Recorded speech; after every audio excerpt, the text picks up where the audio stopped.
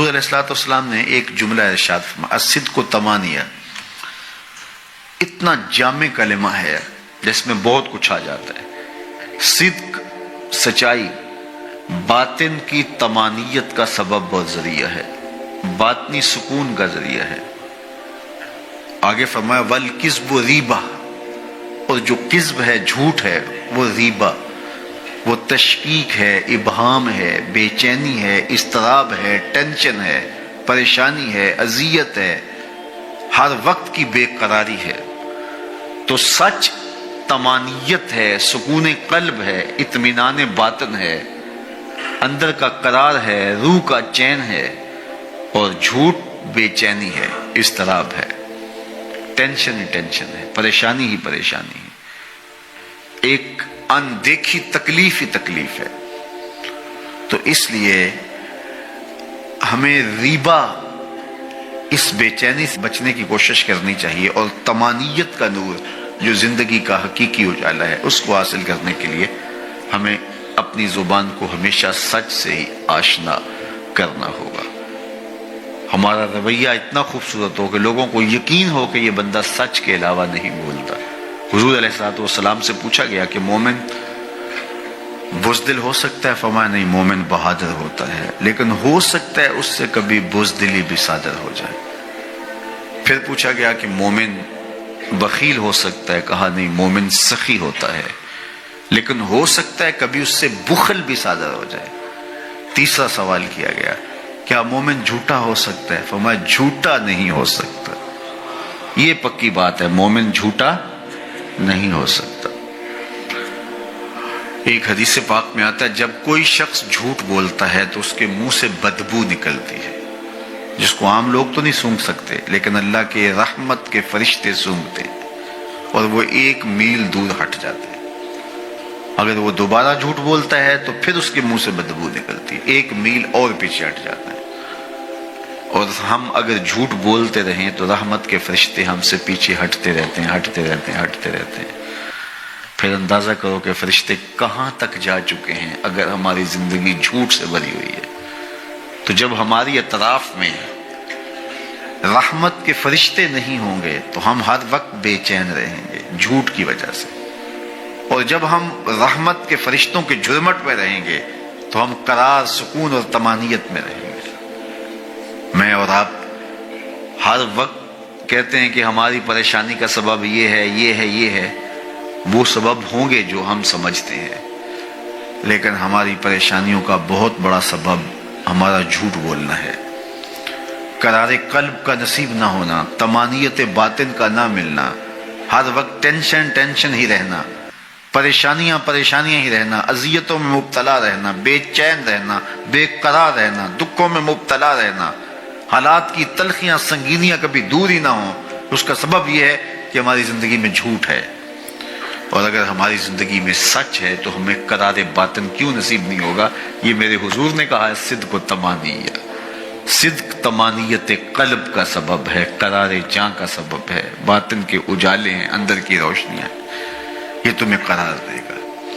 تو اس لیے ہمیں اپنی زندگی میں ہمیشہ سچ ہی بولنا چاہیے۔ یہ ایک کافر تھا، وہ کہتے ہیں بڑا زور آور تھا، تو وہ یہ گائے کی کھال بچھا کر کے اس کے اوپر کھڑا ہو جاتا، اور لوگوں کہتا کہ اس کو اگر ہمت ہے تو میرے نیچے سے کھینچ کے دکھاؤ، میں نے دبا دیا اس کو۔ وہ ہمارے ہاں ہوتا نا، یہ میرا بازو پکڑو اور چھڑا کے دکھاؤ، یا میں بازو پکڑتا ہوں تو چھڑا کے دکھاؤ۔ تو اس زمانے میں وہ کھال بچھاتا اور اس کے اوپر کھڑا ہو جاتا اور کہتا کہ کھینچو، 10 آدمی اس کھال کو کھینچتے، لیکن وہ کھال کھینچی نہ جاتی، ان لوگوں کے زور سے کھال ٹوٹتی رہتی، حتیٰ کہ جو اس کے پاؤں تلے دبی ہوئی جگہ تھی وہ رہ جاتی، باقی لوگ توڑ دیتے، اتنا زور آور تھا۔ تو یہ اس کی کہانی ہے، لیکن یہ بتائی گئی ہے سب لوگوں کی، جس کو اقتدار ملے، زور ملے، زر ملے اور کوئی منصب مل جائے تو پھر کہتا ہے بس ہم چوما دیگرے نیست، ہمارے جیسا کوئی زمانے میں ہے ہی نہیں۔